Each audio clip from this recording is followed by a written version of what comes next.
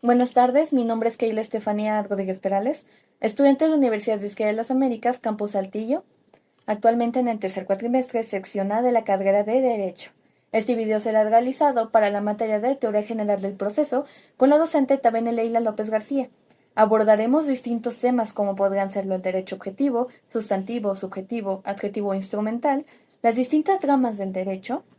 Igualmente, ¿qué es un litigio? ¿Cómo se resuelve? ¿Qué es el derecho procesal? El derecho procedimental. ¿Qué es un proceso? ¿Qué es un procedimiento? ¿Cómo se llevan a cabo las distintas sentencias? La clasificación de los procesos. Igual, ¿qué es la jurisdicción? ¿Qué es la competencia? ¿Qué procesos jurisdiccionales tenemos? ¿Cuáles son los principios procesales que nosotros debemos seguir? ¿Cuáles son las partes? ¿Cuáles son sus condiciones? Las formalidades del proceso. ¿Cómo se llevará a cabo todo ese derecho probatorio? ¿Cómo vamos a dar nuestra prueba, nuestras pruebas? ¿Qué es la actividad procesal? Igualmente, ¿qué es la impugnación? ¿Cuál es la clasificación de esta? ¿Cuáles son los medios para ello? También las comunicaciones de las partes y del órgano jurisdiccional, los tipos de notificación, así como veremos a las regiones del Estado. Estos son algunos temas que vamos a abordar. Empezamos con el tema del derecho. El derecho es ese conjunto de normas imperatributivas, o sea, nos dan derechos y obligaciones. Junto con ellas, nosotros debemos de cumplirlas, ya que tienen un carácter coercitivo.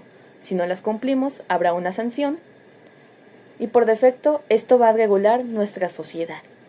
Incluso puede evitar que hayan violaciones a los derechos de otras personas. Está el derecho sustantivo, que son en sí los nombres, los conceptos que nos otorga la ley. El derecho adjetivo o instrumental, donde se nos dice el cómo se lleva a cabo, el procedimiento. El derecho objetivo, cómo nos presentamos ante un juez para poder solicitarle ayuda para que él resuelva nuestro conflicto. El derecho subjetivo, que es esa facultad que tenemos nosotros para exigirle a la otra parte una obligación, que realice una acción, etc. Simplemente le exigimos algo.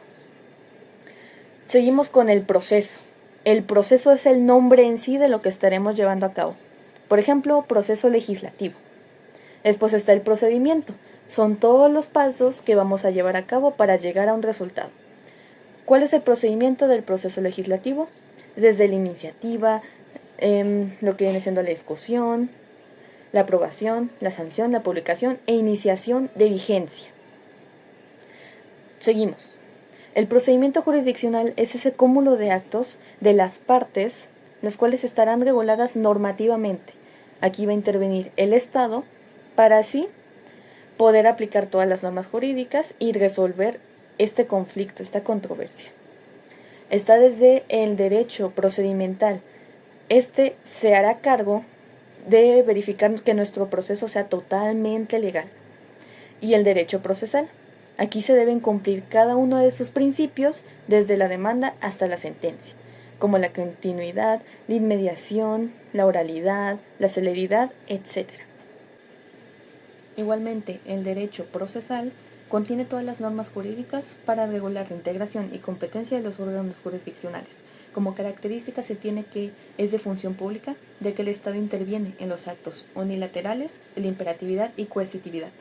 Tiene un carácter instrumental, que es lo mismo que el derecho objetivo, y tiene cierta autonomía, propios principios, conceptos, teoría. Observando el concepto de los principios generales del derecho, vemos que son distintas normas de gran importancia que el juez debe llevar a cabo para que el proceso sea llevado de la mejor manera. Se guía de ellos y por ello se dice que estos son orientadores como principal característica. Aunque también son interpretativos, se puede llegar a distintos criterios gracias a su esencia y son integradores, ya que se puede utilizar la suplencia de distintas normas de nuestra ley. Seguimos con la teoría general del proceso. Se trata de esa parte común del derecho procesal. Se estudian los conceptos, principios e instituciones que son adversos a todo lo que viene siendo el procedimiento especial. Solamente se ve lo más general, la parte general. Después está la parte especial del derecho procesal. Este más bien se enfoca en las distintas ramas, las distintas clasificaciones de la ciencia de este derecho procesal. pero aquí se estudia desde las características, los principios y sus modalidades, solamente de lo particular. Ya abarcamos el derecho adjetivo o instrumental, sustantivo, objetivo, subjetivo, procesal y procedimental. Ahora entraremos en las distintas gamas del derecho. Tenemos al derecho dispositivo. Aquí es donde las dos partes van a ingresar su litigio para que el juez lo conozca y estos se van a disponer a la sentencia que emite el juez. Si ellas no hubieran ingresado ese litigio, entonces el juez no hubiera ni siquiera conocido el caso. Por ello se dice que es de carácter privado y aquí va a entrar el derecho procesal civil y el derecho procesal mercantil. El derecho procesal civil se centra en regular los distintos procesos en materia civil, desde las propiedades, los derechos reales, las obligaciones, los contratos, etc. Y luego está el derecho procesal mercantil. Aquí se regulan los procesos dentro del Código de Comercio, como las sociedades mercantiles, los comerciantes, contratos mercantiles. Igualmente tenemos el derecho procesal social, que aquí es donde se va a regular cómo el proceso va a intervenir cuando hay personas que son vulnerables financieramente, como lo pueden ser dentro del derecho procesal agrario. De aquí mismo podemos ver cómo se regula el proceso para lo que vienen siendo los ejidos, lo que vienen siendo los terrenos rurales, con ejidatarios, vecindarios, etc. Igualmente entra el derecho procesal laboral, relación entre empleado y empleador, cómo se regula ese proceso y que se esté cumpliendo el artículo 123 constitucional que contiene nuestra Ley Federal del Trabajo. Seguimos con el derecho procesal publicístico. Se regula el proceso donde va a intervenir el Estado. ¿Cómo cuáles? En el derecho procesal fiscal se va a regular ese proceso de intervención del Estado con las autoridades hacendarias y los particulares, como el ISR, el SAT, el IVA. También tenemos el derecho procesal penal. Todo ese proceso se regula sobre la persecución de delitos desde la etapa inicial, intermedia y juicio oral.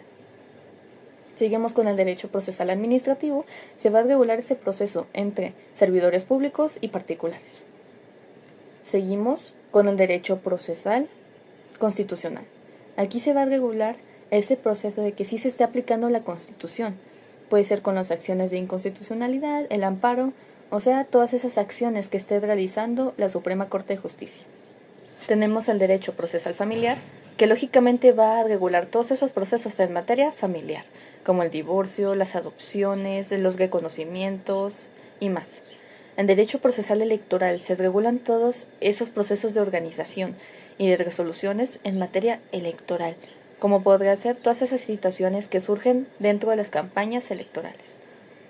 Igualmente está el derecho procesal internacional. Se va a regular ese proceso ya que interviene una persona del extranjero. Y finalmente tenemos el derecho constitucional sobre el proceso y el derecho internacional sobre el proceso.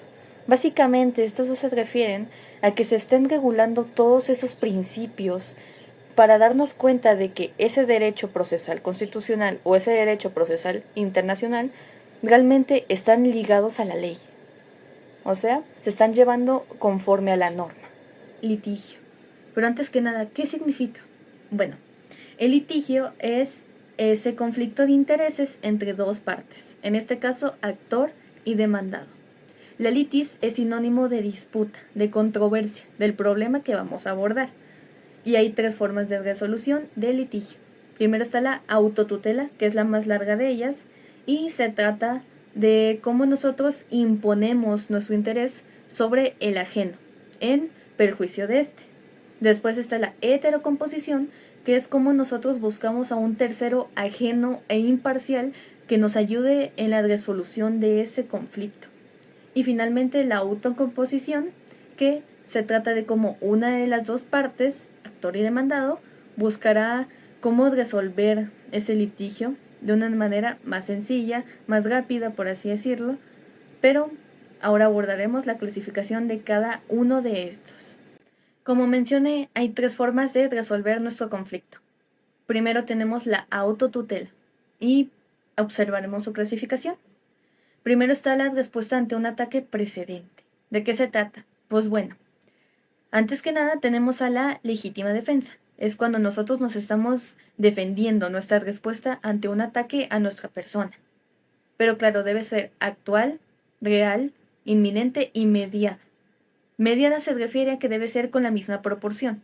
No puede ser que la otra persona tenga quizá un cuchillo y nosotras una pistola. Claro que no. Esto debe ser a la par, porque si no ya no sería una legítima defensa. Y tendemos también a la guerra en legítima defensa. Es lo mismo, pero esta se trata a nivel Estado, o sea, entre países. E igual como dije, debe ser inminente y actual. Debe suceder al momento.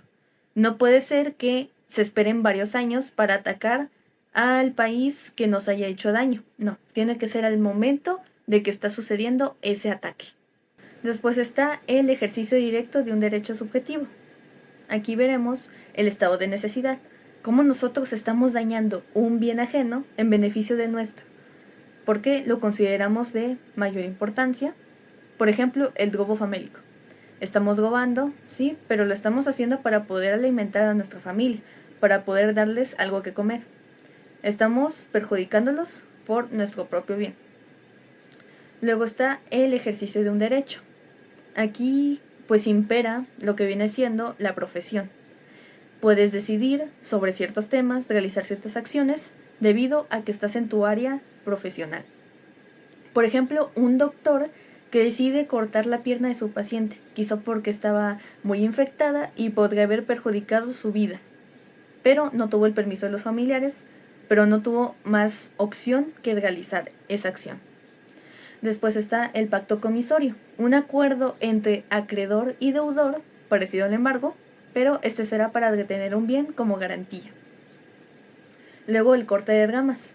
Quizá el árbol de la siguiente propiedad está dañando mi vista, así que le pido a esa persona que corte pues esa rama de su árbol que me impide poder ver hacia el otro lado. Tenemos la persecución de abejas, que es justo cuando un panal está entre dos propiedades. Así que el responsable de este será quien habrá plantado ese árbol.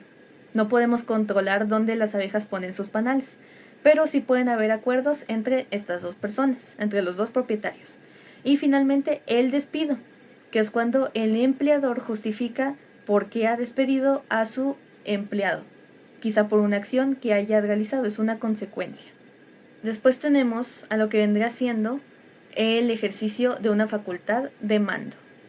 Observaremos a la avería gruesa o común, donde un capitán en alta mar toma las decisiones al estar dentro de su área.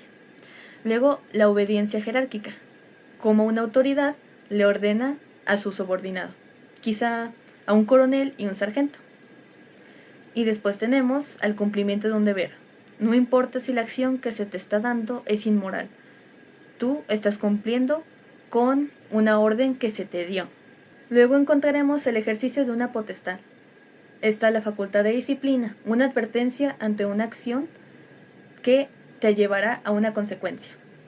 La potestad sancionadora, ahora sí, te estoy dando tu castigo, te estoy dando esa sanción, esa consecuencia debido a la acción que realizaste. Y la facultad económica coactiva, tienes que pagar daños y perjuicios o una multa, etc., debido a esa acción que realizaste. Encontraremos al combate, donde estará el duelo, una pelea entre dos personas para resarcir el daño, y la guerra. Será lo mismo, pero a nivel nacional, entre dos países. Y finalmente, los medios de presión o coacción. Aquí veremos la huelga, que será una protesta de un colectivo de personas para exigir un derecho. El paro, se dejan de hacer las acciones correspondientes, y las cláusulas de exclusión por separación. Te estoy condicionando para que realices o no ciertas acciones. Podrían ser las cláusulas dentro de un contrato, o sea, condiciones que debes seguir. En la heterocomposición, primero hallaremos a la conciliación. Nosotros como conciliadores estaremos otorgando distintos consejos a las dos partes para que resuelvan su problemática. Pueden decidir entre esas recomendaciones para, pues, acortar el proceso y que sea más sencillo que lleguen a un acuerdo. Después, mediación. Nosotros como mediadores buscamos mantener ese buen ambiente, ese ambiente pacífico, que las dos partes mientras dialogan no se vuelvan violentas entre sí, que no haya agresividad. Después está el arbitraje. Nosotros como árbitros, no jueces, árbitros, estamos buscando emitir un laudo, que sería sinónimo de sentencia, pero en materia laboral, para poder resolver ese litigio. Después está el ombudsman, esa persona dentro de la Corte Nacional de Derechos Humanos que emitirá ciertas recomendaciones hacia los funcionarios, los servidores públicos, si no están realizando pues sus funciones como debería ser, si la gente está descontenta con ellos, o sea, la ciudadanía. Así que les estamos dando recomendaciones para que mejoren su desempeño o corrijan las acciones que realizaron. Y finalmente, el proceso. Como dos particulares, ya sean personas físicas o morales, quieren resolver esa controversia, pero en esta ocasión un juez será quien emitirá una sentencia para poder resolverlo, un dictamen. La última forma de resolución se trata de la autocomposición. Aquí observamos la forma unilateral y bilateral, una parte o las dos partes. En las formas unilaterales primero está el desistimiento. Nosotros como parte actora estamos renunciando a nuestra pretensión y nos allanamos a la de la contraparte. Después el perdón del ofendido o acuerdo reivindicatorio. Aquí el actor de alguna manera está perdonando al demandado, así que le está pidiendo el pago de una indemnización o reparación por daños y perjuicios. Luego está el allanamiento. Nosotros como demandados nos apegamos a lo que solicita la parte actora. Finalmente está la forma bilateral. Aquí es la transacción. Se trata de un convenio, el acuerdo entre las dos partes para resolver ese conflicto. Sobre la clasificación de los procesos tenemos al proceso ordinario. Es la base, lo general. Todos esos casos controvertidos que no necesitan de una tramitación especial. Igualmente, tenemos al proceso especial. Aquí sí la vamos a utilizar, esa tramitación especial, debido a que trata ciertos temas en específico, así como se pueden llamar juicios especiales. Tenemos al proceso contencioso. Hay un conflicto de intereses, por lo que el juez tiene ese derecho a decidir cómo va a resolver, qué sentencia dará.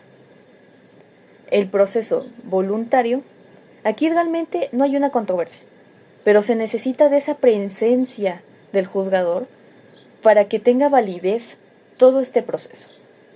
Está el proceso oral, se van a desahogar todas esas probanzas o habrán ciertas etapas que se van a realizar oralmente, por la voz, enfrente del juzgador. Aunque también tenemos al proceso escrito. Ciertas etapas se llevan a cabo por escrito justamente, como puede ser la redacción de la demanda, la contestación, todo ese tipo de cuestiones. Tenemos el proceso ordinario, pero este más bien se va a tratar de que nosotros estemos llevando a cabo todas las etapas de este proceso, de este juicio, sin saltarnos ninguna. En cambio está el proceso sumario. Incluso podemos saltarnos ciertas etapas debido a alguna circunstancia, como podrá ser la realización de un convenio. Ahí puede terminar el asunto y no llegar hasta un juicio en sí, solamente un acuerdo entre las dos partes.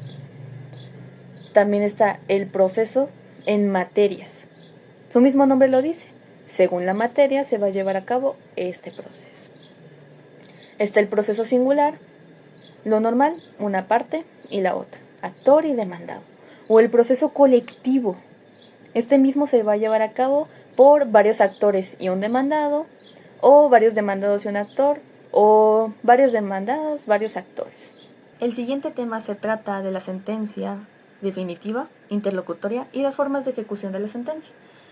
La sentencia definitiva la voy a explicar como el conjunto de puntos resolutivos que nos otorgará el juez después de haber tomado esa decisión gracias a todos los hechos, las probanzas que le hemos dado, o sea, pruebas documentales privadas, públicas, testimoniales, periciales, incluso declaraciones de parte, la teoría del caso, esto más visto en derecho penal, los alegatos de clausura o apertura más visto en civil y familiar, y gracias a toda esa depuración del proceso, él mismo ha tomado esa decisión, ha emitido esa sentencia, esa resolución para nuestro litigio. Así que ahí se termina el asunto. Pero si una de las partes no está conforme con esa sentencia, entonces podrá impugnarla con alguna apelación o amparo. pero ese tema se verá más adelante dentro del proceso. Luego, la sentencia interlocutoria. Tenemos nuestro juicio principal. Imaginemos que es un juicio de divorcio, es mi manera más fácil de explicarlo. Pero dentro de ese juicio de divorcio nos surge un incidente aquí. O sea, estamos llevando bien el proceso, pero ahora sacamos el tema de la pensión alimenticia. Entonces tenemos que resolver eso por vía incidental. Y ya que se busca esa sentencia, se llamará interlocutoria. Resolvimos este pequeño aspecto y ahora volvemos a nuestro juicio principal, al juicio de divorcio, y eventualmente llegar a nuestra sentencia definitiva. Entonces, las formas de ejecución de la sentencia serán de forma voluntaria, que el mismo demandado nos otorgue su información, sus generales. Miren, mi nombre completo es este es mi domicilio, este es mi número, este es mi correo. Aquí me pueden identificar para poder notificarme o darme cierta información al respecto, me presentaré. O sea, lo está haciendo de forma voluntaria, como dice el mismo nombre de este tipo de sentencia. O puede ser sentencia de ejecución forzada. No queremos cumplir con esa obligación, por lo que incluso puede intervenir una autoridad jurisdiccional para poder obligarnos a ello. Y bueno, estas sentencias pueden consistir desde dar, hacer, no hacer o dejar de hacer. Dar, por ejemplo, algún tipo de pago por reparación del daño. Hacer, quizá tienes que realizar ciertas actividades en favor a la comunidad. De no hacer, no puedes realizar esta obra pública, no puedes realizar esta construcción. También está la de dejar de hacer. El ejemplo más práctico que se me ocurre ahí es que se retire la licencia de conducción debido a un estado de ebriedad. Jurisdicción y la competencia. Entenderemos la jurisdicción como ese poder que le otorga el Estado a un tercero imparcial para poder conocer sobre un litigio y emitir una sentencia de resolución para éste. O sea, va a poder impartir justicia y decir el derecho, poder interpretarlo. Hay 4 acepciones de la jurisdicción. La primera vendría siendo por el ámbito territorial. ¿Qué significa esto? Pues depende del área geográfica delimitada en que podrá ejercer ese juez, ese juzgador. Igualmente tenemos la jurisdicción dependiendo de la competencia, o sea, sobre la esfera jurídica en que se va a ejercer la jurisdicción. Aunque claro, se están confundiendo dos conceptos muy importantes, la jurisdicción y la competencia. Después veremos más formalmente qué significa la competencia, que va a abarcar ciertos temas como el grado, el turno, la materia, etc. Igualmente tenemos la jurisdicción por materia o por el tipo de sistema.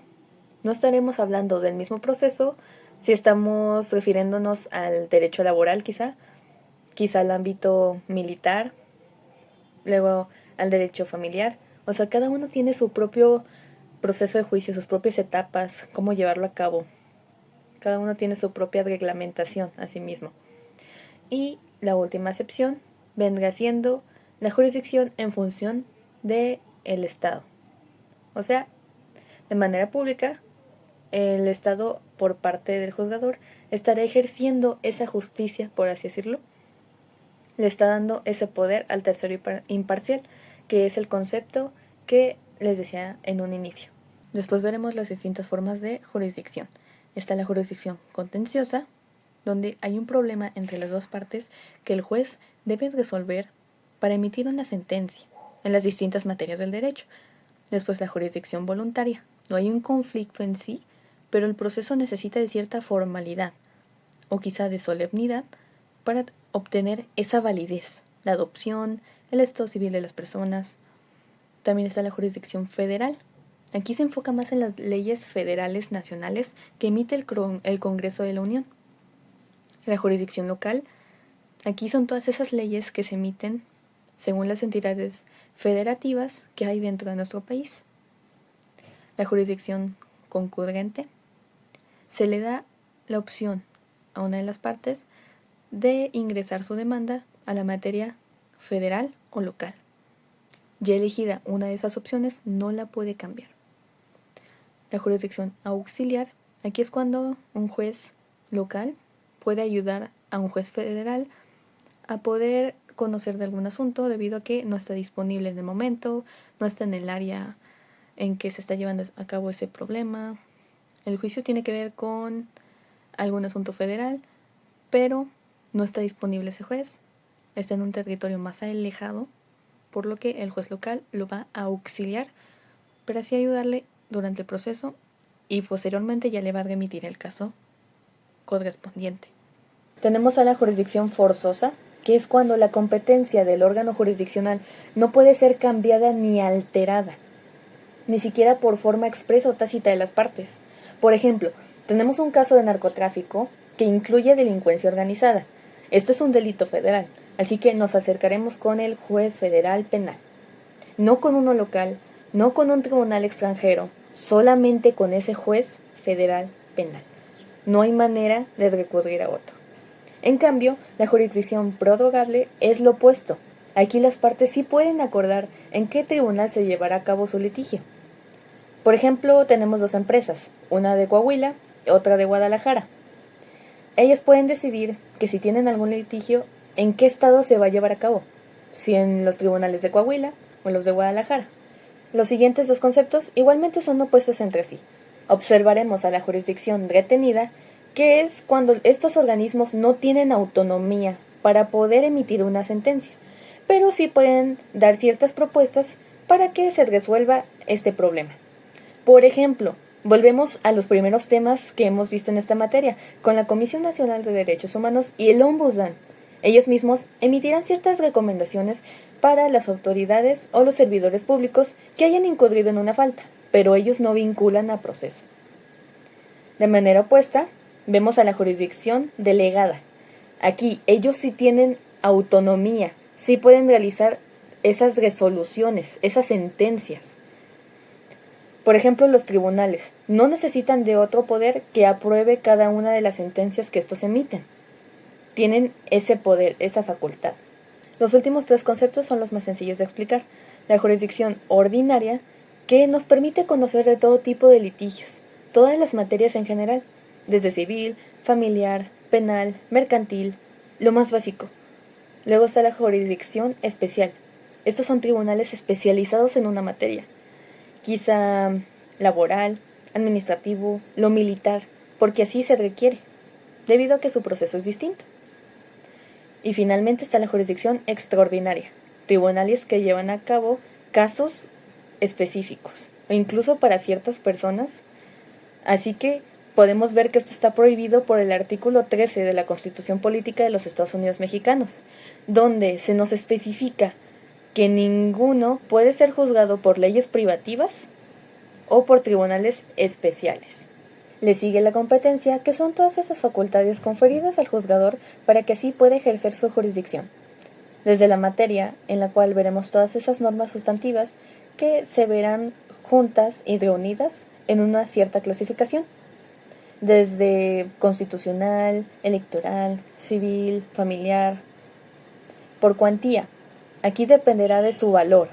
Según cierta cantidad, se irá a juzgados de primera instancia, si son mayores a este número, pero si son menores se irán a juzgados letrados. Está el grado, depende de la jerarquización en este sentido. Yo ya dicté una sentencia como juez, pero se puede apelar a ella o se puede realizar un amparo. Otro juez, que será mi jerárquico superior, va a revisar si mi sentencia fue correcta, si se apega al derecho. Tenemos al territorio, que se refiere a ese ámbito espacial delimitado geográficamente para poder ejercer la jurisdicción. Si estamos en Coahuila, no podemos ejercer nuestra jurisdicción en Ciudad de México. Tenemos nuestra propia área donde actuar.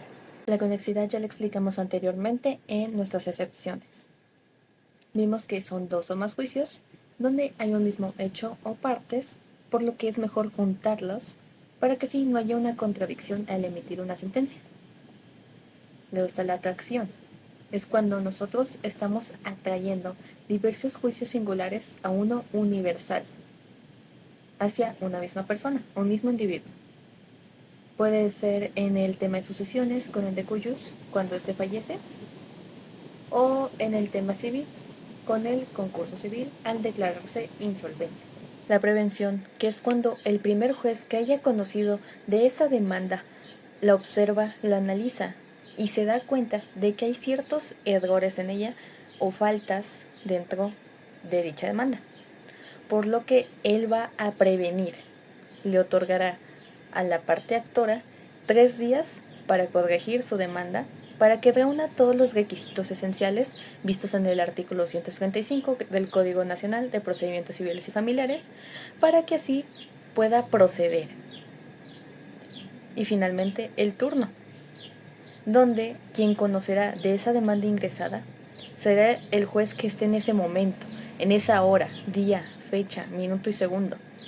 Pueden ser 2 jueces quizá, pero será a quien se le haya hecho de conocimiento esa demanda en primer lugar. Sobre las condiciones de la competencia tenemos a la declinatoria.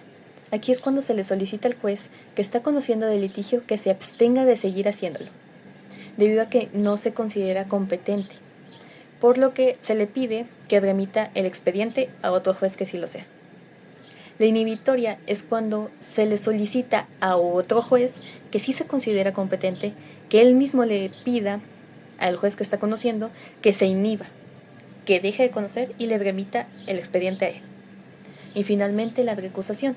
Aquí es cuando una de las partes le solicita al juez que se excuse para seguir conociendo, debido a que existe un impedimento que afecta la imparcialidad de las partes, quizá porque el juez tiene algún vínculo con alguna de ellas.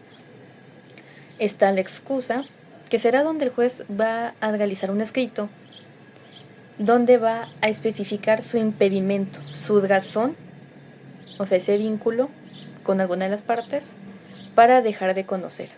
Podemos observar la acción y la excepción. Dependiendo del caso vamos a ejercer cada una de estas, pero primero hablaremos de la acción. Aquí es donde nosotros utilizamos nuestro derecho subjetivo para poder acercarnos ante esa autoridad, ese órgano jurisdiccional, para poder pues exigir esa pretensión litigiosa y de esa manera que nosotros tengamos esa posibilidad de obtener una sentencia pues definitiva o la ejecución forzosa de esta. Su única condición es que sea de interés público. Es un requisito esencial, o si no, el juez podría quizá abstenerse de conocer del caso. Dentro de la acción nosotros tenemos 4 vertientes, y la primera de ellas será la acción debido al tipo de resolución de demanda.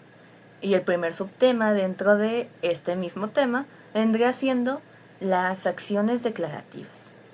Las acciones declarativas son cuando nosotros nos estamos acercando hacia el juzgador para solicitarle una sentencia sobre la incertidumbre de la existencia, inexistencia o modalidad en torno a una relación jurídica. O sea, por ejemplo, cuando existe cierto poder dentro de la cláusula de un contrato, una parte está más favorecida que la otra. O sea, se está abusando de una de las partes. El ejemplo aquí es: yo como deudor me acerco ante el juzgador y yo le voy a solicitar que revise esa cláusula abusiva. Mire, yo tengo una deuda con el acreedor, no tengo ningún problema, pero en esta cláusula él me comentó que si no le pago en el plazo de un mes, digamos, entonces yo le tengo que pagar el triple de lo que yo le debía. Se me hace una cláusula abusiva, por lo que, debido a esa incertidumbre, debido a ese abuso, le pediría que la considere nula. Eso se llamará sentencia declaratoria o declarativa, según tengo entendido. Así que el mismo juzgador eliminará esta cláusula debido a su naturaleza. Una parte se está aprovechando de la otra. Como dije, se está abusando de una de las partes. El segundo subtema vendrá siendo la acción constitutiva. Aquí nosotros accedemos al juzgador para solicitarle la constitución, la modificación o la extinción de una relación jurídica sustancial. El ejemplo más común vendrá siendo la disolución del matrimonio. Claro, estamos extinguiendo esa relación, pero estamos constituyendo una nueva, un nuevo estado civil. Igual, otro ejemplo podría ser cuando estamos extinguiendo la relación quizá con la contraparte de un contrato debido a que lo ha incumplido. El tercer subtema dentro de esta vertiente lo observaremos como la acción de condena. No es tan complicada debido a que simplemente nosotros como parte actora lo solicitamos al juzgador que le exija a nuestra contraparte que realice una conducta determinada. Así que puede ser quizá una prestación de dar, me tienes que entregar cierto bien, también puede ser de hacer, tienes que firmar ciertas escrituras, tienes que realizar esta conducta, igual puede ser de no hacer, pues tienes que abstenerte de construir en este terreno, tienes que abstenerte de jactarte de tener este derecho sobre otra persona, aunque igualmente hay penas en materia penal. Aquí vendrá más como la privación de la libertad, las multas, el trabajo a la comunidad, la reparación del daño, etc. Como cuarto subtema tenemos a la acción ejecutiva. Aquí es cuando le solicitamos al juzgador que exija el cumplimiento coactivo a la contraparte sobre un derecho debido a que nuestro documento, según la ley, se considera a título ejecutivo. Por ejemplo, una factura, un cheque, también puede ser quizá un pagaré. Es más común en la materia del derecho mercantil. ¿Para qué funciona todo esto? Bueno, ese documento tendrá plena fuerza probatoria para que al momento de que nuestra demanda sea admitida, después suceda el auto de erradicación por parte del juez, después el emplazamiento y justamente ahí observaremos el embargo precautorio o provisional, para evitar que el demandado sustraiga sus bienes, que no los esconda de nosotros. Así que tomaremos ciertos bienes en garantía según la cantidad que tengamos en los ejemplos previos. Como quinto subtema tenemos a las acciones cautelares. Aquí es cuando le estamos solicitando al juzgador que nos otorgue cierta protección, ya que sentimos que nuestro bien, nuestro derecho o nuestra persona están en peligro. Además de que es de nuestro conocimiento que llegar a una sentencia definitiva puede ser algo tedioso. Pueden pasar desde un año, quizá más, quizá menos, pero durante ese tiempo queremos algo que nos asegure que obtendremos esa resolución, por lo que pedimos esas medidas cautelares. Por ejemplo, en el derecho penal, al indiciado o procesado se le puede solicitar desde su visa, su pasaporte, quizá que vaya a firmar en ciertos periodos de tiempo, para que así no deje el estado o el país. Se le puede poner algún tipo de brazalete, igual que se detengan sus bienes en el banco, etc. La segunda vertiente que tenemos es según el interés jurídico. Primero están las acciones individuales. Esto es la concepción tradicional de actor y demandado, o sea, una parte con su contraparte. Uno demanda, el otro contesta o realizará la reconvención, cada uno abogando por sus propios derechos individuales. Así de simple. Después está la acción pública, es la que se ejerce en representación de un órgano jurisdiccional o el Estado. Por ejemplo, un actuario que realiza ciertas diligencias, realiza el emplazamiento, las notificaciones. Igualmente, en el derecho penal tenemos al Ministerio Público, que estará dentro de todo este proceso. Después están las acciones colectivas. Esto va a ser un bien para toda una comunidad. Su mismo nombre lo dice, todo un grupo de personas, una colectividad. Y tiene como característica que es transindividual.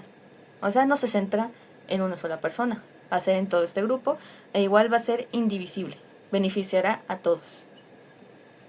Esto puede ser desde derechos relacionados a la salud, al medio ambiente, al acervo histórico, artístico, cultural. La tercera vertiente es la acción grupal o de interés individual homogéneo. Aquí mismo, en esta acción grupal, podemos observar cómo un derecho es vulnerado a un individuo, pero que tiene una causa común, y buscamos la protección de este.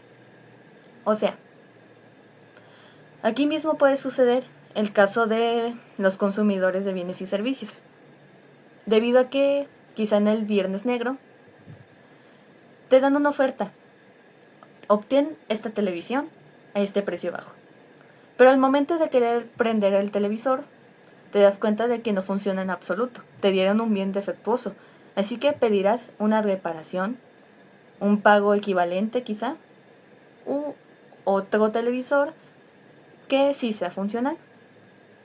Es una causa común, todos somos consumidores, todos estamos dentro del Viernes Negro, todos buscamos alguna oferta, pero solamente se le afectó a ese individuo, que quizá por mala suerte, pues ese bien fue defectuoso. A eso se refiere esta acción. La cuarta vertiente es sobre los derechos subjetivos materiales, o sea, simplemente las materias. Vemos al civil, generalmente hablamos de derechos reales, los derechos personales, las sucesiones, las obligaciones, igual el derecho mercantil, donde están las asociaciones mercantiles, todos esos comerciantes, temas con Hacienda, igual el derecho laboral, todo el cumplimiento de los derechos, quizá del empleador o empleadores, al momento, por ejemplo, de las liquidaciones, las indemnizaciones, las reinstalaciones, quizá de las utilidades, igualmente de la materia penal, donde aquí se abre la carpeta de investigación, gracias al Ministerio Público, la persecución de ciertos delitos, etc. Pero ahora las excepciones serán por parte del demandado. Estas serán todas las defensas por parte del demandado utilizando el principio de contradicción para así cuestionar la validez, la procedencia dentro del proceso judicial sobre los hechos que nos está exteriorizando la parte actora y se clasifica en distintas maneras. Primero está la excepción dilatoria. Aquí se busca demorar el proceso, pero no extingue la acción del actor. Luego está la perentoria. Aquí sí se busca eliminar, extinguir esa acción de la parte actora. Después está la subsanable. Son simples errores que tenemos que ir corrigiendo.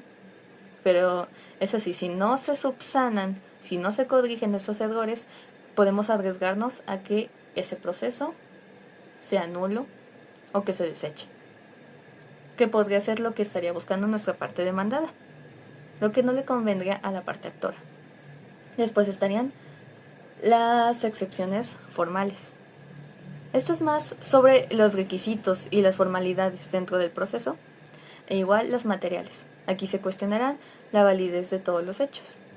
Algunos ejemplos de excepción son la falta de capacidad procesal, falta de legitimación, que hay algún defecto en la interposición de la demanda, la cosa juzgada, la litispendencia, la prescripción, la acumulación, la incompetencia. Me gustaría agregar las distintas excepciones que vemos en el artículo 63 del Código Nacional de Procedimientos Civiles y Familiares. Primeramente tenemos por la falta del cumplimiento del plazo. Aquí, la parte actora está exigiendo el cumplimiento de una obligación cuando todavía ni siquiera tiene el derecho de realizar esa acción. ¿Cómo es esto? Bueno, yo parte actora te estoy pidiendo en un acuerdo, parte demandada, que liquides una deuda a los 3 meses, por decir algo. Pero a los 2 meses, parte demandada, te emplazan y te empiezan a leer toda esa demanda para que cumplas con tu obligación. Pero todavía ni siquiera ha prescrito ese plazo para que tú la puedas realizar. Así que el actor está realizando una acción a la cual todavía no tiene derecho a ejercer. Luego tenemos la improcedencia de la vía. Lógicamente, no vamos a ingresar una demanda civil a la materia penal. Cada una tiene su propio procedimiento judicial, sus propias etapas. También tendremos la litispendencia. Se está llevando a cabo un juicio de la misma naturaleza al mismo tiempo que se lleva nuestro propio juicio. O sea, 2 o varios juicios al mismo tiempo que están llevando el mismo asunto. Y este se debe remitir al primer juez que esté conociendo del litigio. Otra excepción vendrá siendo la incompetencia de la autoridad jurisdiccional. Ese tercero imparcial que estará conociendo de nuestro litigio no puede conocer de él, debido a que tiene alguna excusa o impedimento. Esto viene en las condiciones de la competencia, aunque igualmente se relaciona al territorio, la cuantía, la materia, etc. Por ejemplo, un juez de Coahuila no va a conocer en Guanajuato. Está la conexidad, donde vemos que hay 2 juicios con los mismos hechos, quizá las mismas partes. Tenemos a varios actores que buscan una pensión alimenticia de un mismo demandado. Vamos a conectar todos esos juicios para llevarlos a cabo en conjunto y no obtener una sentencia contradictoria. También tenemos la falta de personalidad de alguna de las partes. Si en su nombre, ya sea del actor o el demandado, va algún familiar, va algún amigo, pero solamente compadece porque así lo quiere por su propia voluntad, esto no va a ser válido, ya que no es la persona que realmente se está requiriendo dentro de esa audiencia, dentro de ese juicio. También tenemos la cosa juzgada, que es cuando ya se emitió una sentencia definitiva sobre un litigio que ya no puede ser cambiada, pero una de las partes busca volver a abrir ese proceso, que se vuelva a realizar otra audiencia, otro juicio, pero el mismo tema. Esto no es posible. Y finalmente tenemos la remisión al arbitraje. Las dos partes ya acordaron que su conflicto se llevará a cabo por esa vía, por medio del arbitraje, por lo que no pueden recurrir a otra. Antes de ahondar en el proceso ordinario no penal, oral no penal y penal, me gustaría indicar todos esos requisitos que necesitamos para poder realizar nuestra demanda y contestación dentro del Código Nacional de Procedimientos Civiles y Familiares. En el artículo 235 podemos observar que para la demanda se requiere la autoridad jurisdiccional a la cual nos vamos a dirigir, nombre o denominación social de nuestra parte actora, así como su domicilio, para recibir todo tipo de citaciones y notificaciones, su representante legal o abogado patrono, con cédula profesional y registro, nombre de la parte demandada y su domicilio, nuestras pretensiones, los hechos, fundamentos de derecho, el valor de lo que estamos demandando. Esto es más visto en mercantil para poder ver qué tipo de competencia se va a realizar por la cuantía. Igualmente tenemos que indicar todas nuestras pruebas, pliegos petitorios, firmas y finalmente 2 tantos. Una copia original más 2 copias simples. En el artículo 241 observamos todos los requisitos para la contestación a la demanda. Aquí podemos ver desde cómo indicamos la autoridad jurisdiccional a la cual nos estamos dirigiendo, nombre o denominación social, más el domicilio de la parte demandada para escuchar y recibir todo tipo de notificaciones, representación legal, cómo acepta, niega o desconoce categóricamente cada uno de los hechos que se han dado en la demanda, excepciones y defensas, firmas y copias. Igualmente, en este plazo de 9 a 15 días, se puede entregar una reconvención por parte de este demandado para contrademandar a la parte actora. O sea, estos dos cambian de papeles. Sobre los procesos jurisdiccionales, tenemos 3 tipos de ellos. Empezaré con el proceso ordinario no penal. Aquí ingresamos nuestra demanda en la etapa expositiva, siendo parte actora, según los requisitos del artículo 235 del Código Nacional de Procedimientos Civiles y Familiares. Después de ello, el juzgador dará su auto de erradicación, va a aceptar, va a desechar o va a prevenir esa demanda, según el artículo 236 de este mismo código, donde dirá que esta demanda puede tener algún error, alguna laguna, por lo que dará 3 días para poder corregirla. Después se da el emplazamiento. Lo he visto en el artículo 665, donde el actuario va a acudir con el demandado para indicarle que ha sido demandado. Después tenemos lo que viene siendo la contestación. Con el artículo 241 utilizaremos todos esos requisitos para poder realizar este escrito. Igualmente, en el mismo plazo de esta contestación, que será de 9 a 15 días, podemos ingresar nuestra reconvención. Esto se ve en el artículo 242. Seguimos con una etapa conciliatoria. Más que nada, observé que aquí el convenio se ve explayado en el artículo 672. Se busca un acuerdo entre las dos partes para ver si el proceso acabará ahí o si continuaremos con este. Seguimos con nuestra fase probatoria. Ofrecemos nuestras pruebas en la demanda, artículo 235, fracción cuarta. En nuestra contestación, 241, fracción quinta. Igualmente se explica este proceso en el 250 y 274.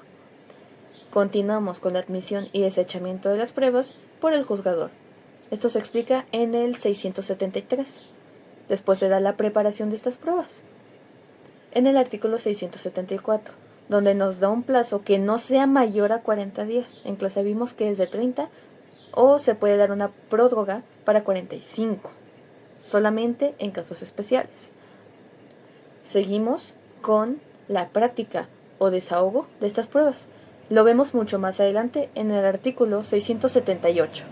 La práctica o desahogo de las pruebas empezará 10 días después, aunque esta terminará según lo que indica el artículo 679. Después, según este mismo artículo, veremos nuestros alegatos para llegar a la etapa conclusiva o resolutoria. En esta etapa, el juez dará una sentencia definitiva a nuestro litigio, con el artículo 680, que lo explica claramente. Y tenemos finalmente la etapa impugnativa. Principalmente vemos al amparo y la apelación, pero en el código vemos desde el artículo 905 al 932, desde la apelación, el recurso de queja y la reposición. El proceso oral no penal viene en un capítulo de este mismo código. Comenzaremos con nuestra etapa postulatoria, donde veremos la audiencia preliminar en mercantil y la preparatoria en civil y familiar. Comenzamos con nuestros hechos y pruebas no controvertidas, lo que no es de importancia o que en su defecto ya ha sido acordado por las partes, por lo que no lo agregaremos durante el proceso. Vendrá en el artículo 462, al igual que los acuerdos probatorios y de hechos no controvertidos. Eso mismo de qué no vamos a incluir. Consiguientemente, veremos las resoluciones procesales. Aquí, el juzgador revisará que tenga competencia y jurisdicción. Ya vimos que por competencia vemos que no tenga esa condición inhibitoria, declinatoria o de recusación. Igualmente, de jurisdicción, que sea un juez federal o local, ya sea el caso. Esto viene en el artículo 459. Continuamos con la conciliación. Se buscará un acuerdo entre las partes y esto se ve en el artículo 460 y 461. Para finalmente llegar a esa admisión y desechamiento de pruebas, más bien un escrito de qué pruebas son admitidas y cuáles desechadas por parte del juzgador. Pueden ser desde documentales públicas, privadas, testimoniales, de peritaje, etc., hasta electrónicas o digitales. Esto vendrá en el artículo 463. La etapa probatoria es exactamente la misma que la anterior, desde el ofrecimiento de las pruebas, vista en el artículo 250. Aquí se describe cada una de ellas y ya observamos que estas las obtendremos de la demanda, 235, la contestación, 241 y la reconvención, 242. Después, ese escrito que realizamos en la etapa anterior, en la etapa postulatoria de la admisión y desechamiento de las pruebas, lo tendremos en cuenta ahora y las vamos a enunciar, según el artículo 463. En este mismo artículo se va a aclarar la preparación de todas esas pruebas e igualmente vamos a realizar la práctica o desahogo de estas, según el artículo 464 y 466. Después de la etapa probatoria tenemos a la etapa resolutoria o conclusiva. Diremos nuestros alegatos de apertura según el artículo 466 y los alegatos de cierre según el artículo 467. Nosotros vamos a fundamentar todos nuestros dichos, las probanzas que hemos dado, nuestras defensas en caso de ser el demandado o si tenemos razón como parte actora. Después de que el juez haya analizado todos estos aspectos, los hechos, las pruebas, los testimoniales, las periciales, las documentales, públicas, privadas, digitales, electrónicas, e igualmente que haya escuchado a cada una de las partes, bueno, ahora él realizará su sentencia definitiva, según el artículo 468. En el cuarto párrafo de este artículo se nos indica que las partes pueden impugnar. Ya vimos que está el amparo y la apelación, pero desde el artículo 905 al 932 vemos a la apelación, la reposición y la queja. Sobre el proceso penal no vamos a entrar muy de lleno, pero lo explicaremos de la siguiente manera. Iniciamos ingresando nuestra denuncia o querella ante el Ministerio Público, que tendrá 48 horas para realizar la investigación correspondiente si considera que nuestro hecho es un delito. Puede solicitar igualmente un plazo de investigación complementaria. Esta fase de investigación va a terminar cuando el imputado esté a disposición del juez. Así iniciando nuestra etapa inicial. Vamos a formular la imputación a este imputado, su acusación, qué hechos han realizado, qué delitos, qué fundamentos tiene. Luego, ¿se le puede dar ese derecho a declarar? Se harán medidas cautelares, puede ser desde un brazalete, que vaya a firmar ciertos periodos de tiempo, quitarle la visa, quitarle el pasaporte. E igualmente, en esta fase, le podemos dar un acuerdo reparatorio a la víctima. Eso sí, es parecido a un convenio, a un acuerdo entre esas dos partes, mientras se está realizando esta audiencia. Después, nosotros vamos a cerrar esta etapa inicial y vamos a iniciar con la apertura a vinculación de etapa intermedia. En la etapa intermedia solamente vamos a volver con la formulación de la imputación, de acusación a esta persona, al procesado, al imputado, y vamos a enunciar el conjunto de pruebas. Después de ello vamos a cerrar la etapa intermedia y vamos a realizar ese auto de apertura de vinculación a juicio oral. En el juicio oral, más que nada vamos a desahogar todas las pruebas y también realizar el interrogatorio, contrainterrogatorio, recontrainterrogatorio. Hay 4 vueltas de esto. Se realizarán los alegatos correspondientes para así llegar a una sentencia definitiva. Y como en los procesos anteriores, se podrá ir a la etapa de recurso, de impugnación, con el amparo o la apelación. Los principios procesales tenemos lo que viene siendo la contradicción, cómo las dos partes se van a contradecir entre sí para poder sustentar sus propios dichos. La igualdad de ser escuchados de la misma manera sin importar el orden. Se le puede dar el uso de la palabra a alguno de ellos, pero a los dos se le debe dar de igual manera, sin importar si primero va a ser al actor o al demandado. La preclusión: se va a extinguir un derecho debido al paso del tiempo.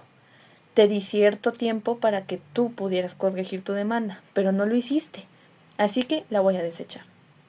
Tenemos a la economía procesal. Realizamos un conjunto de actos para poder resolver la mayor cantidad de casos posibles en el menor número de tiempo. O sea, buscamos esa agilidad y menor carga de trabajo. Eventualidad: aquí juntamos varios casos con los mismos hechos, mismas personas, mismas circunstancias, y así los vamos a resolver en una sola audiencia. La inmediación: ese trato directo con el juez. La lealtad y probidad, verdad y formalidad. La publicidad: ¿cómo podemos acudir a las audiencias sin siquiera ser familiares de las partes? Solamente vamos a observarla. Pero esto no va a suceder si son casos donde hay violencia sexual, menores de edad o personas de la tercera edad. También está la concentración, ese debate entre audiencias donde el juzgador buscará realizar una resolución. Y la oralidad y escritura, de forma hablada, de forma escrita. Normalmente de forma hablada decimos nuestros alegatos. De forma escrita normalmente hacemos nuestra demanda, nuestra contestación. Los sujetos principales que tienen esa relación jurídica procesal vendrán siendo las partes, actor y demandado, y el juzgador, el juez. Este va a ser un tercero imparcial que no va a tener un interés sobre el asunto, solamente se limita a escuchar y dar su resolución. Mientras que las partes son las que tienen ese conflicto de intereses, su litigio, su controversia. Aunque estas dos partes necesitan esa capacidad de serlo. Esta capacidad de parte consiste en tener la idoneidad, o sea, ejercicio y goce, que ya sean mayores de edad, para que así tengan esa capacidad procesal para ahora sí comparecer en juicio para realizar todos los actos procesales que le corresponde a cada una de ellas. Seguido de esto tenemos a la legitimación procesal o ad processum, esa potestad legal de acudir ante el órgano jurisdiccional para solicitarle la tramitación a juicio. O sea, nos acercamos al juez, le informamos sobre nuestro problema y él nos ayudará a resolverlo, a llevar a cabo el proceso. Y estará también la legitimación ad causa. Nosotros como titulares de ese derecho a accionar, tenemos esa aptitud. Ahora sí, le estamos dando nuestra pretensión al juez para poder obligar a la otra parte al cumplimiento de lo que estamos pretendiendo. Tenemos a la sustitución de parte, que son todas esas hipótesis en donde un sujeto va a comparecer a juicio por nombre propio o por derecho ajeno. Desde la transmisión de derechos litigiosos, que aquí es donde vemos las sucesiones a título singular. Alguien más va a comparecer a nuestro nombre. Luego está la audiencia a la contraparte. La parte actora tendrá ese derecho a exigirle a la parte demandada el cumplimiento de una prestación. Normalmente aquí hablamos a título ejecutivo, por lo que nuestro representante legal acudirá con la parte demandada para poder realizar el embargo, para que así la parte demandada no pueda sustraer sus bienes. Y como tercera clasificación tenemos lo que viene siendo la aprobación judicial. Por ejemplo, estamos solicitando la acción pauliana. Necesitamos de esa aprobación para que ésta se realice. Parte actora, estamos solicitando que se devuelvan todas esas acciones que fueron ilícitas y fraudulentas por parte del demandado que cayó en algún estado de insolvencia. Pero, como mencioné, esto fue de manera fraudulenta y por eso realizó quizá la donación de esa casa, quizá la venta de ese cargo para no pagarle al acreedor, por lo que pedimos que esa acción se repita, que vaya en reversa, que quede sin efectos esa donación o esa compraventa para que se devuelva el bien a esta parte demandada y así ahora sí nos pueda pagar a nosotros como parte actora. Litis consorcio proviene de la locución latina litis, que significa pleito o litigio, y consortium, que es comunidad del destino. Esta clasificación es muy sencilla de entender. Desde el activo se trata de dos o más personas que son parte actora. El pasivo, dos o más personas que son parte demandada. El mixto, dos o más personas que son parte demandada y parte actora. Ojo, no van a estar del mismo lado, son varios actores y varios demandados, separados. Luego, la facultativa o voluntaria. Aquí van a entrar dos o más personas, las cuales solamente estarán ahí de manera espontánea.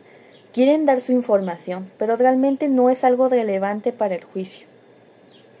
Estos se llamarán terceristas y lo abarcaremos después de este tema. Y finalmente, la necesaria. Esto se trata de cómo de manera impuesta se cita a las personas para que así puedan rendir su declaración, que va a ser de gran importancia para el juicio. Pueden ser desde testigos y peritos. La actividad de terceros tenemos lo que vienen siendo terceros, terceristas y la clasificación de los terceristas. Con los terceros podemos abarcar a los testigos y a los peritos.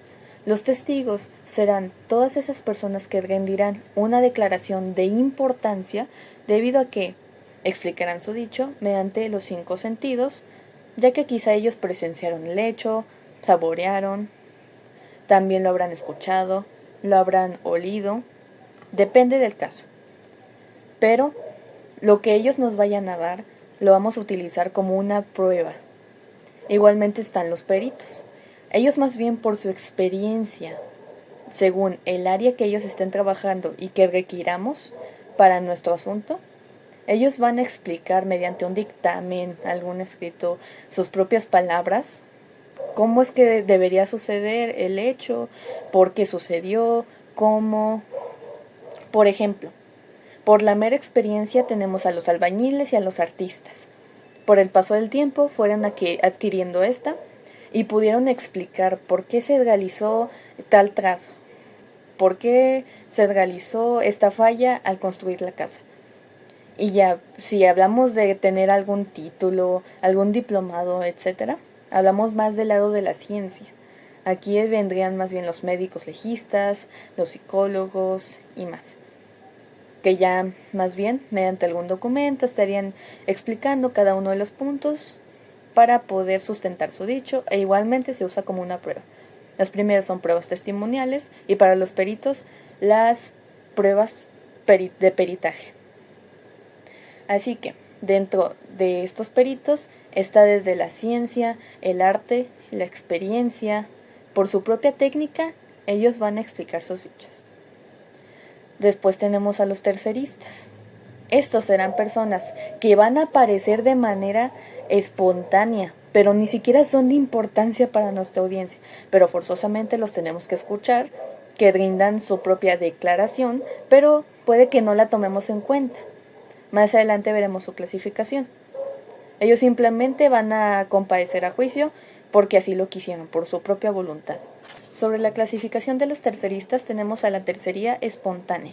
Aquí es cuando este individuo se presenta y comparece a juicio porque así lo quiso, por su propio libre albedrío y voluntad sin alguna citación. Luego está la tercería provocada. Aquí el actor o el demandado han citado a este tercero para que rinda su declaración relevante. Luego está la tercería espontánea coadyuvante, cuando esta declaración va a tener algún beneficio para alguna de las partes, la va a ayudar en gran medida y va a reforzar sus dichos. Luego la tercería excluyente espontánea. Este tercero se quiere presentar, pero todo lo que va diciendo no tiene importancia, ni relevancia ni relación con lo que se está explayando en el proceso, por lo que, cuando haya terminado de explicar lo suyo, se saca de la sala de juicio.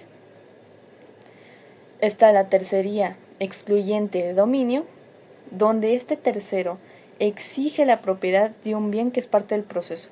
Por ejemplo, yo tengo la propiedad de un departamento, pero mi inquilino realizó algún delito dentro de este, por lo que el departamento ha sido confiscado.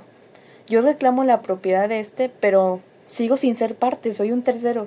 Quien está dentro como parte es el inquilino, quien quizá ha sido demandado debido al delito que cometió. Pero yo en sí no soy una parte, sigo siendo un tercero, aunque la propiedad de ese apartamento sea mía. Luego la tercería excluyente por preferencia. ¿A qué se refiere con esto? Es quien exige su mejor derecho. Yo lo resumo como el primero en tiempo, primero en derecho. El primero en demandar será con quien nos vamos a guiar para seguir con el proceso. Será primero con ellos, porque han sido los primeros en realizar esa acción. Por ejemplo, en una empresa donde no le han otorgado las utilidades correspondientes a varios empleados, pero a uno de ellos se le ocurre demandar.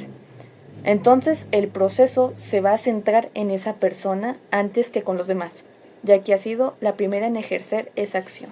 Al igual que el litisconsorcio, la representación procesal es un tema muy corto y fácil de entender. Tenemos al abogado patrono, que será quien vaya a asesorar, a aconsejar, a realizar todo tipo de escritos durante el proceso. Va a asistir y representar legalmente a su cliente desde la demanda hasta la sentencia, todo el proceso completo.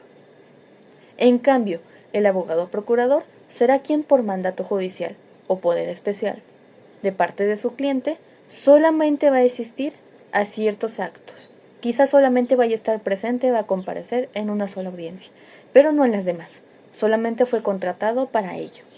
Mientras que el abogado patrono va a estar llevando el proceso en sí, completo.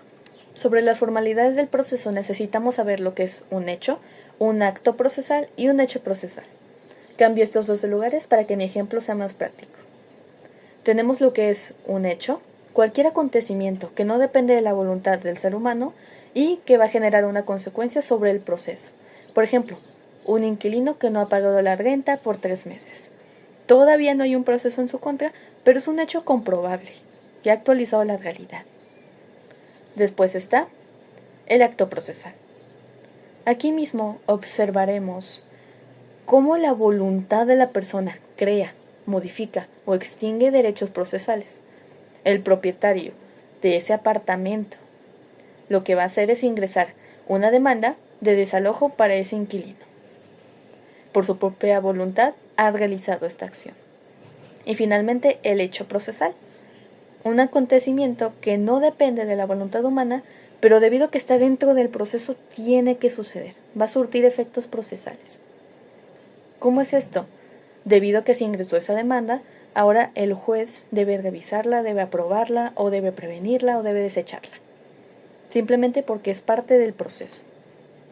Como dato adicional, dentro de los hechos también entra el caso fortuito y la fuerza mayor. Las condiciones generales para que estos actos de las partes o participantes sean válidos, necesitamos que tengan forma, tiempo y lugar. La forma se refiere a que estos deben estar realizados y explayados en el idioma español, y si alguno de ellos es extranjero, será la traducción correspondiente y se les puede dar derecho a un intérprete. De igual manera, las fechas y cantidades estarán en letra y número. Después, tenemos el tiempo, que estará en días hábiles, de 9 a.m. a 4 p.m. los juzgados, de lunes a viernes, no contará en el sábado y domingo. Estos plazos ya están establecidos al igual que sus términos, como en la contestación. Después del emplazamiento se tiene de 9 a 15 días para poder realizar este acto. Igualmente, tenemos que estos deben ser computados con día, fecha, hora, minuto y segundo.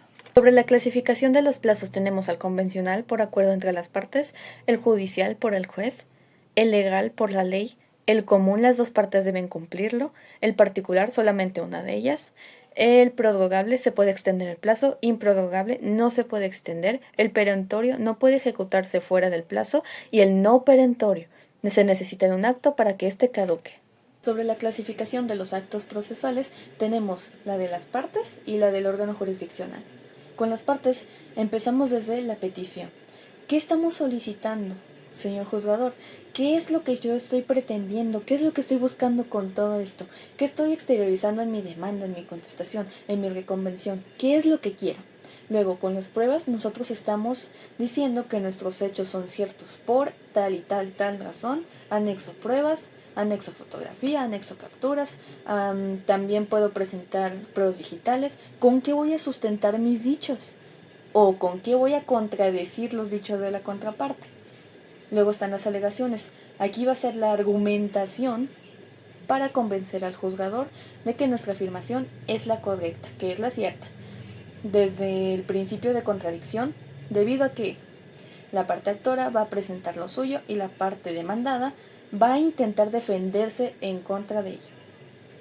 Está la impugnación. Aquí alguno de ellos no está conforme y va a pedir que se nulifique, que se revoque o se infirme o se modifique esa sentencia de primera instancia o actos o omisiones de estos órganos jurisdiccionales.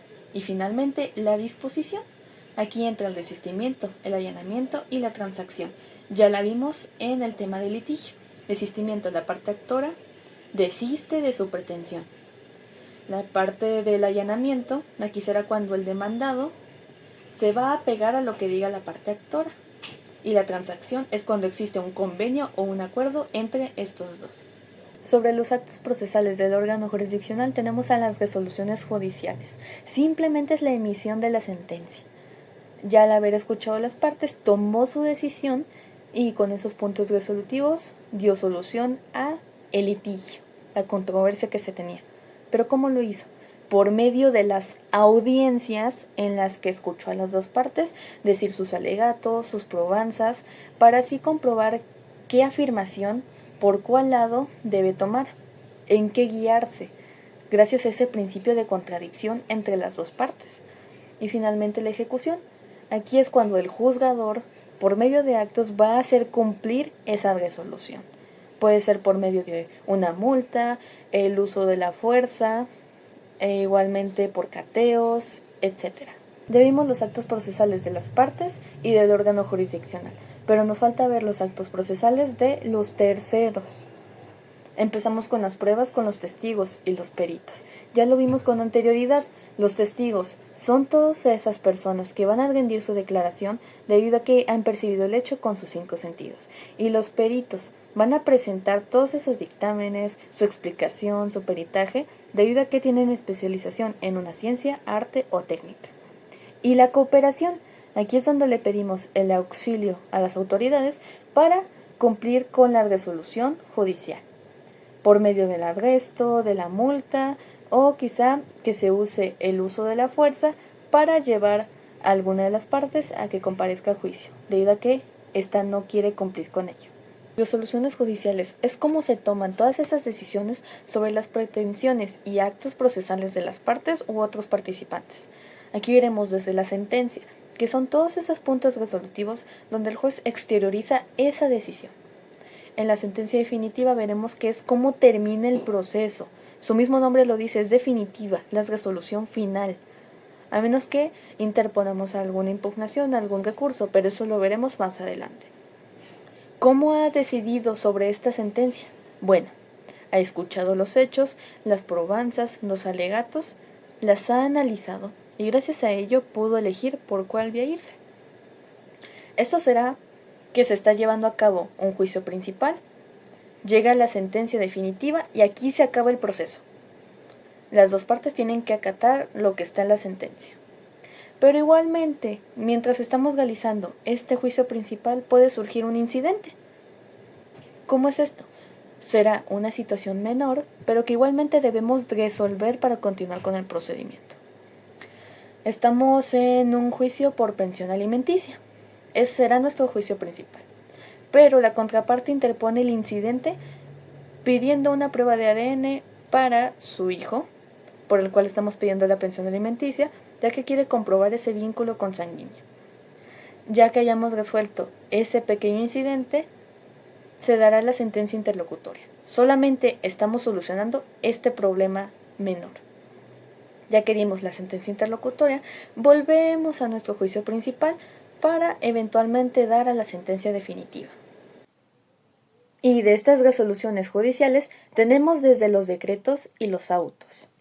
Los decretos serán todas esas órdenes que el juez realizará solamente por mero trámite. Puede ser incluso un decreto para establecer la fecha, hora y lugar de la audiencia, o algún decreto para que el perito acepte esa posición. Y sobre los autos son todas esas comunicaciones que realiza el juzgador hacia las partes, y puede ser desde la auto de erradicación o igualmente algún auto para habilitación de horas, para que así el actuario pueda acudir en los días sábado y domingo para realizar algún tipo de notificación o emplazamiento. En las comunicaciones procesales tenemos entendido que hay un emisor, un receptor y un destinatario. Por ejemplo, el órgano jurisdiccional será el emisor, el actuario el receptor, el destinatario las partes. Pero hay una clasificación de esto. Tenemos en los oficios, comunicación de juzgador a las partes, exhorto, comunicación de juzgador a juzgador. Puede ser pidiéndole cierto auxilio, cierta cooperación, como la jurisdicción prorrogable. La carta rogatoria internacional, esto es de juzgador a juzgador, pero ese otro juzgador tiene ese carácter extranjero. La notificación, esta se realizará de juzgador a las partes, a los terceros y otros participantes. Un emplazamiento, esta solamente se realiza para el demandado. De órgano jurisdiccional a actuario para el demandado. También tenemos la citación. Aquí se va a invitar a alguna de las partes, algún tercero participante, como peritos o testigos, a que comparezcan en audiencia con fecha, hora y lugar. También tenemos a los requerimientos. Aquí el juez estará mandando un escrito donde va a solicitar el cumplimiento o no realizar ciertas acciones, debido a que ya ha dado su sentencia definitiva y esta se debe hacer cumplir.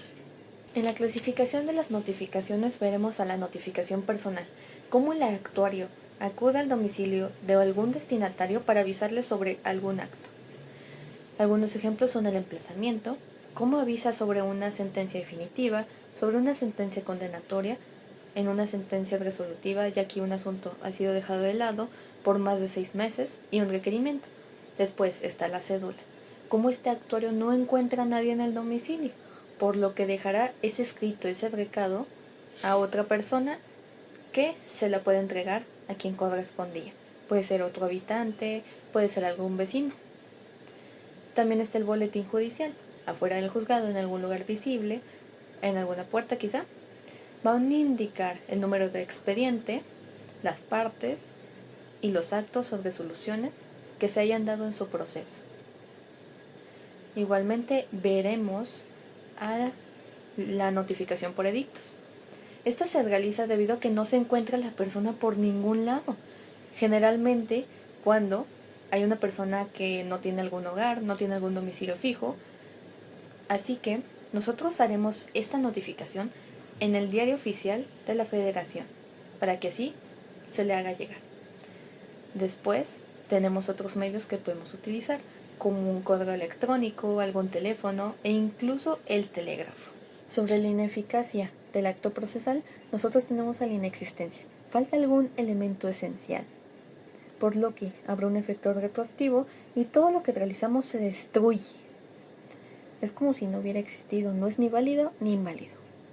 Por ejemplo, llegamos a la sentencia definitiva, pero nos damos cuenta de que el juez ni siquiera tiene una cédula profesional, por lo que todo el proceso que se llevó a cabo no existió.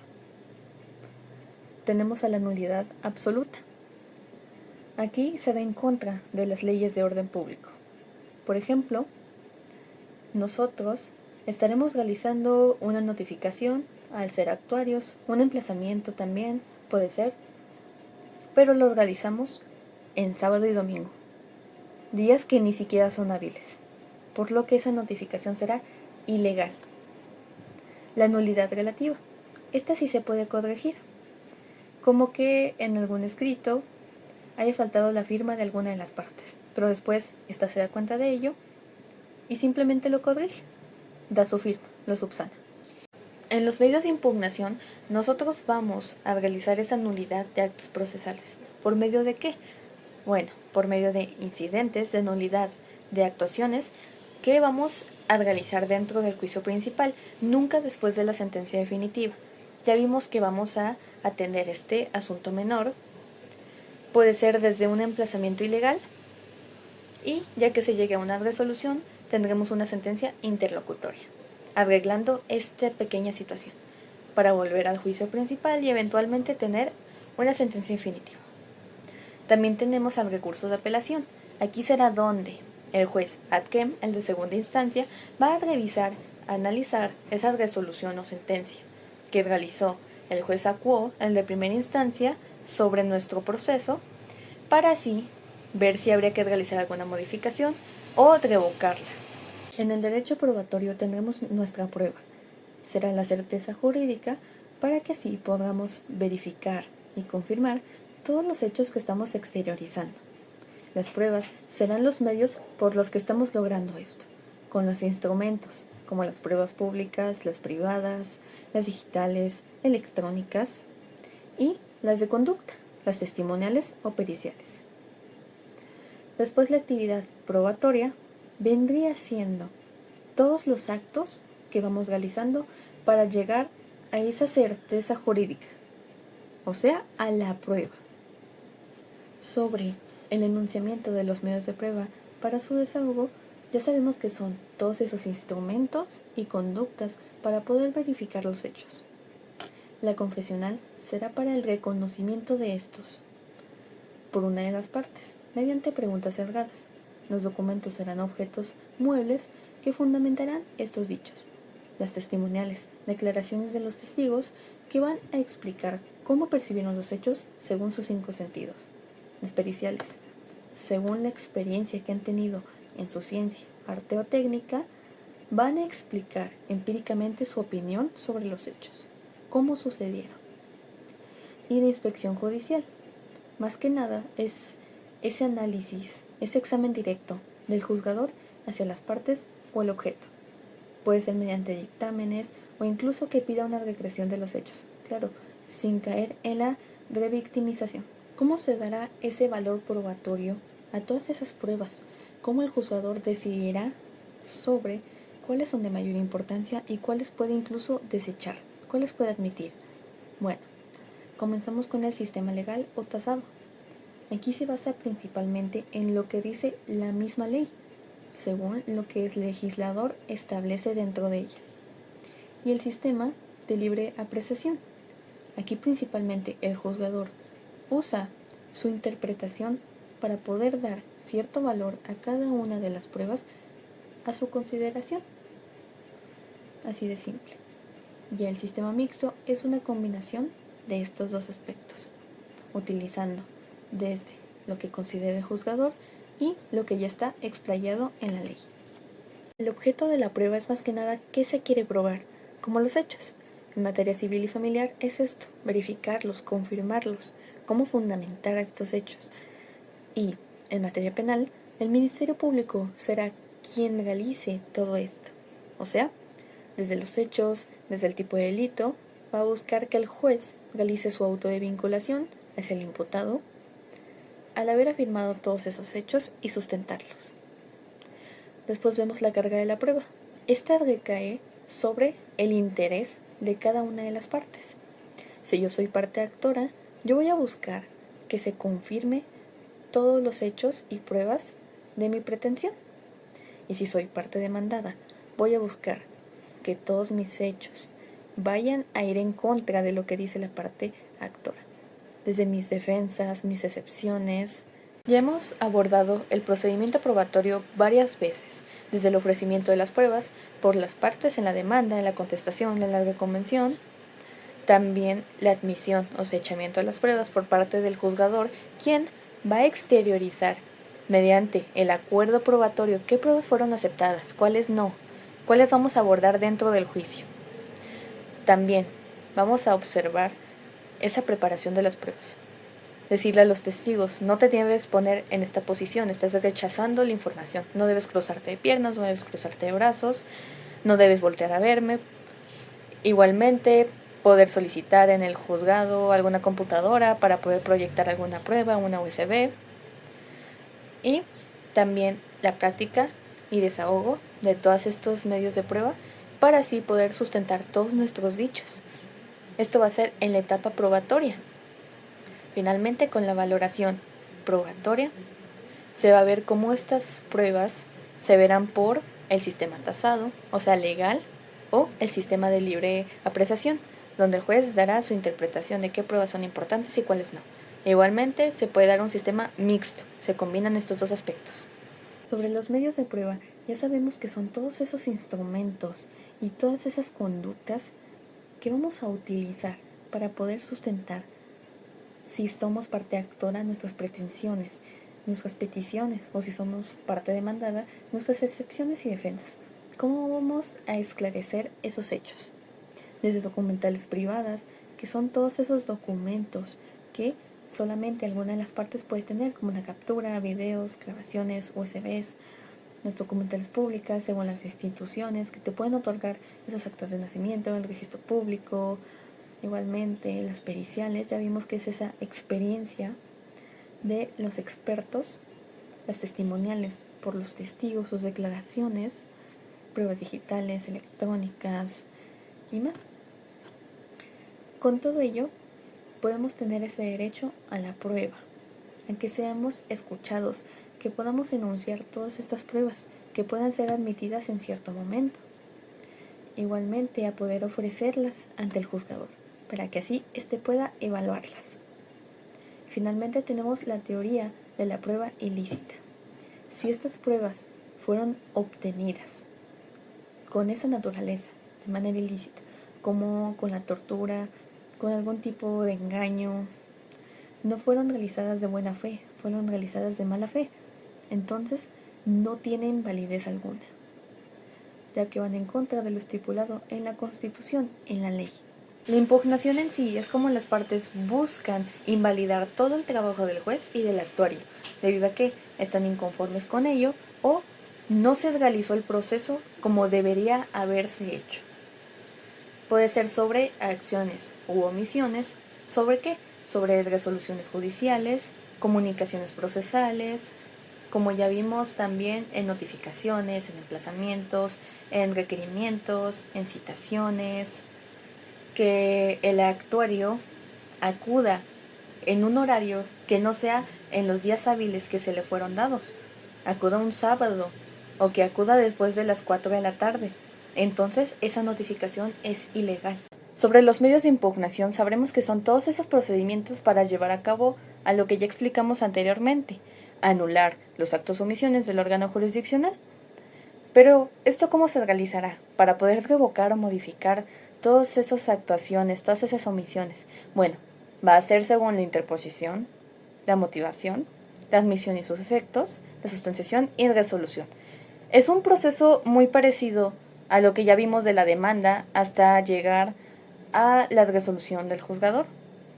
Solamente que aquí se tendrá un nombre distinto. Empezamos con la interposición. ¿Cómo vamos a ingresar esa demanda?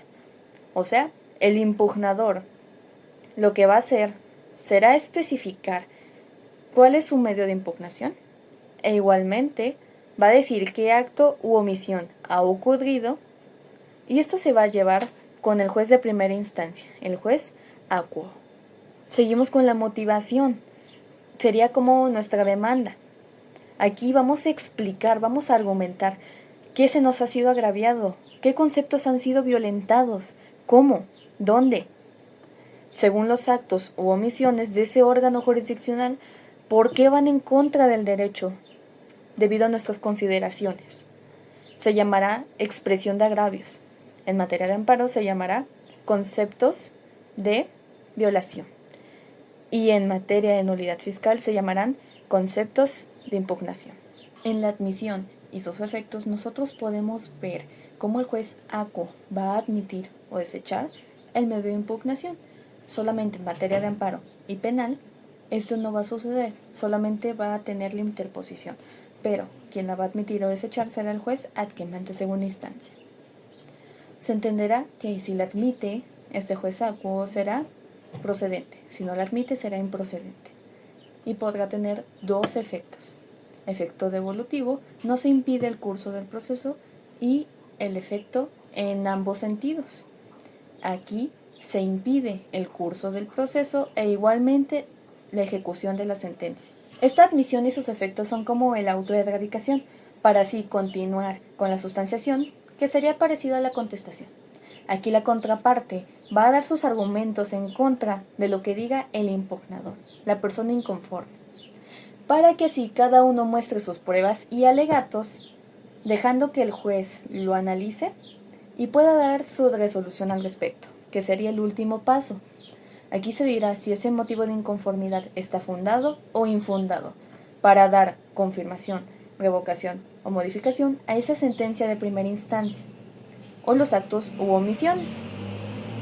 Igualmente, nosotros veremos si se va a desaplicar o inaplicar alguna de estas cuestiones. En la clasificación de la impugnación podemos ver a la identidad o diversidad, donde va a haber un órgano que va a admitir esa impugnación y otro órgano que la va a resolver. Tenemos dos de ellas, la vertical y la horizontal. Si hablamos de la vertical, normalmente nos referiremos a una jerarquía. El juez acuo, que va a ser el de primera instancia, y el juez ad quem, de segunda instancia. ¿Quién va a admitir esta impugnación? El juez acuo, el mismo que emitió esa sentencia, y se la va a remitir al juez ad quem, el de segunda instancia, para que así éste pueda resolver. Pero si hablamos de la horizontal, aquí el mismo juez acuo, el de primera instancia, va a resolver este asunto. Se va a decir que su mismo acto que fue impugnado. Él va a ver si va a realizar algún tipo de corrección, se va a decir que es una remediación, para que así pueda enmendar ese error. Ahora veremos los poderes atribuidos al juzgador que debe resolver la impugnación. Tenemos tres clasificaciones: la anulación, la sustitución y de control. La anulación principalmente será que el impugnador le diga al juzgador que hay un error en los actos o omisiones del órgano jurisdiccional, para que así esto los analice, llamado improcedendo, y pueda ver si los va a validar o nulificar en su caso. En caso de anular estos actos, el nuevo juez que realizó esa anulación ahora realizará los nuevos actos, las nuevas actuaciones en el proceso. De impugnación de sustitución veremos que el primer juez que estaba conociendo de nuestro asunto se declara incompetente, por lo que otro lo tiene que sustituir en su cargo. Debido a esto, este nuevo juez va a decidir si va a confirmar, modificar o revocar todos los actos o omisiones que han realizado el anterior órgano jurisdiccional, para que así éste revise todos los errores de juicio y de fondo improcedendo que han sucedido. Después están los medios de impugnación de control. Aquí, de manera vertical, debido a la jerarquía, el juez ad quem se va a limitar a aplicar o no todos los actos del órgano jurisdiccional, o en su caso, va a subsanar las omisiones que se han llevado a cabo. Sobre las especies de los medios de impugnación y los procesos impugnativos veremos a los incidentes. Estos se tratan de cómo esa situación accesoria es resuelta en el juicio principal, donde se va a nulificar un acto del órgano jurisdiccional. Con ello, veremos que lo realizará el juez acuo, el de primera instancia, el mismo que está llevando a cabo el proceso. Después tenemos en el recurso cómo vamos a ir corrigiendo las fallas dentro de la resolución judicial. Puede ser de manera horizontal con el juez acuo, dijimos de primera instancia, quien va a decidir si revocar esta sentencia, o de manera vertical con el juez adquem, el de segunda instancia, para la apelación, la queja o la revisión en su caso. También tenemos al proceso impugnativo. Aquí será cuando iniciaremos los medios de interposición, los que acabamos de explicar, hasta llegar a la resolución, después de haber obtenido nuestra sentencia definitiva, donde se puso en firme y se llegó a cosa juzgada. Nuestro estado de Coahuila y Zaragoza se compone de 6 regiones: norte, carbonífera, centro, desierto, sureste y laguna. Normalmente se junta a la región centro y desierto, y estas se componen de varios municipios: la región norte de Allende, Hidalgo, Guerrero, Morelos, Jiménez, Acuña, Nava, Zaragoza, Villa Unión y su cabecera, Piedras Negras. La región carbonífera será por Juárez, Musquis, San Juan de Sabinas, que será su cabecera, y Progreso. También la región sureste, aquí veremos a Pargas, General de Cepeda, Arteaga, Ramos Arizpe y su cabecera, Saltillo. La región centro se compone de Abasolo, Candela, Castaños, Escobedo, Frontera, La Madrid, Nadadores, Sacramento, San Buenaventura y su cabecera, Monclova, que igualmente será la cabecera de la región desierto, que se compone de Cuatro Ciénegas, Ocampo y Sierra Mojada. Después la región laguna la veremos con Francisco y Madero, Matamoros, Torreón, que es su cabecera, Viesca y finalmente San Pedro. Ya como conclusión, podemos decir que esta materia, que este video en especial, será la base para cualquier drama del derecho procesal. Observamos cómo se lleva a cabo todo este proceso con la demanda hasta la sentencia definitiva, con el oral, el ordinario e incluso el penal, aunque aquí se empieza con la denuncia y la querella, pero se entiende que se lleva a cabo por un procedimiento, esos pasos que tendrán por nombre ese proceso que llevaremos a cabo. Es la estructura en sí, el esqueleto de todo ello. ¿Y cómo va a empezar esta demanda? Porque se hará por el litigio, por esa controversia entre las dos partes que buscan resolver. ¿Mediante qué? Desde esa acción de demandar, o que también la defensa puede realizar ciertas excepciones para poder controvertir lo que ha dicho la pretensión de la parte actora. ¿Cómo se harán a cabo todas estas probanzas para poder dar nuestros alegatos y así argumentar quién tiene la razón entre los dos? Nos vamos desde la base, como he dicho, desde el principio de cómo se llevará a cabo cada uno de estos aspectos, incluso qué principios debemos seguir para que sea garantizado ese debido proceso, que cada quien sea escuchado, que cada quien pueda controvertirse en sus propios argumentos hacia la otra parte, que cada quien tenga igualdad, que se pueda dar una economía procesal, que haya concentración, publicidad, etc. Si no se cumple uno de estos, se puede usar a favor para nuestra causa y así argumentarlo. O sea, todo esto nos va a servir en un futuro, ya cuando estemos allá afuera con las audiencias. Aunque este es el principio.